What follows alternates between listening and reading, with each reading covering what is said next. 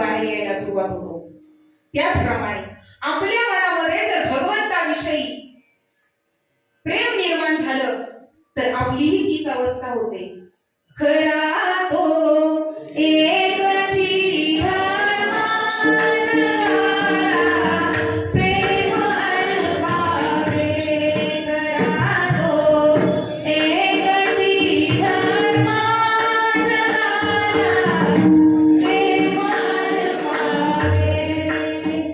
काय होतं? मनामध्ये प्रेम निर्माण होतं, आपल्यात बदल होतो. तुकाराम महाराज काय म्हणतात?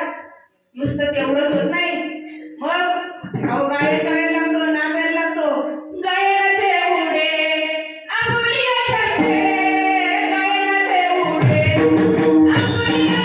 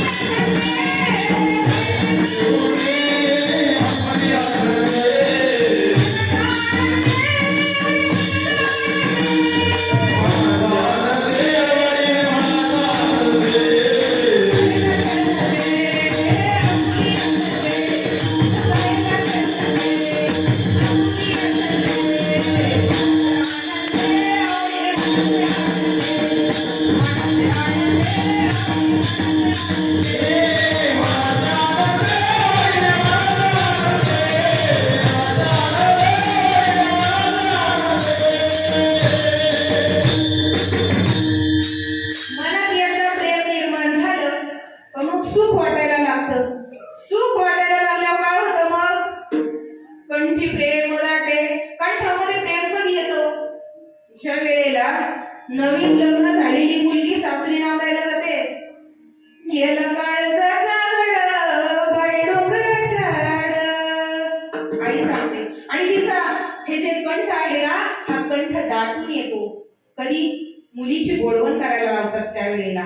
परंतु इथे संत तुकाराम महाराज म्हणतात, ज्यावेळेला भगवंताचं नामस्मरण घ्याल, भगवंताचं नाम घ्याल, त्यावेळेला तुमची अशी अवस्था होते. काय? कंठी प्रेम राहते, नैनी नीर लोटे. अहो ह्या तर अवस्था आहेत, अवस्था प्रत्यक्ष पृथ्वीची अवस्था होते. उन्हाळ्यामध्ये तर ऊन भरपूर लागतं, पावसाळ्यामध्ये धो धो धो धो धो धो पाऊस पडायला सुरुवात होते, संपूर्ण पृथ्वी सुजलाम सुफलाम होते. आणि हिवाळ्यामध्ये तडतड तडतड करावं लागतं. ही पृथ्वीची अवस्था, तर माणसाची का अवस्था होणार नाही? म्हणून जेव्हा तो दिवा आपल्या शरीरामध्ये उत्पन्न होतो, त्याचा प्रकाश सगळीकडे पसरला जातो, त्यावेळेला अभंगाचं तिसरं चरण.